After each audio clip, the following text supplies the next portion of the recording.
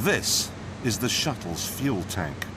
It may only be 130 miles to space, but to cover that distance, the engines will use 500,000 gallons of fuel, and that works out at 2 feet to the gallon.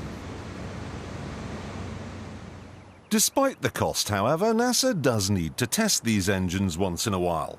So they built this place in the wetlands of Mississippi.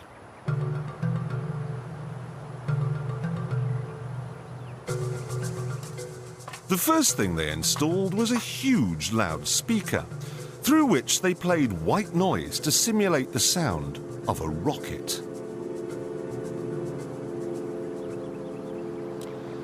They then sent a number of trucks in different directions out into the wilderness, and the drivers were ordered to stop when the noise levels became acceptable.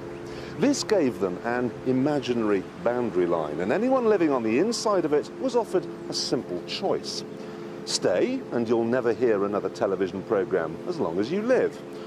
Or take the NASA shilling and get out.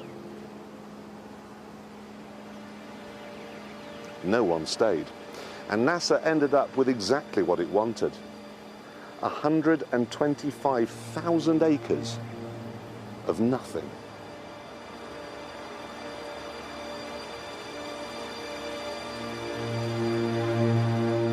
They even had to move 5 cemeteries, because the noise they were planning on making would wake the dead.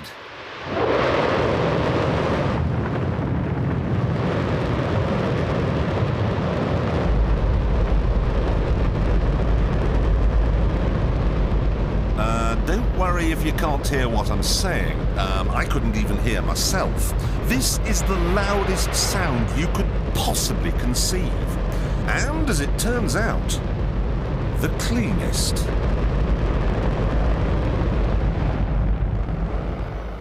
Now, the most amazing thing is that that cloud up there, which was generated by the engine, is just a mixture of hydrogen and oxygen. It's water vapor.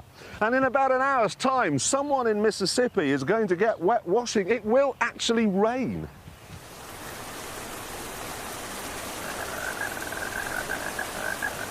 I told you! It's raining! That's unbelievable! Oh, NASA's playing God. It's making its own weather.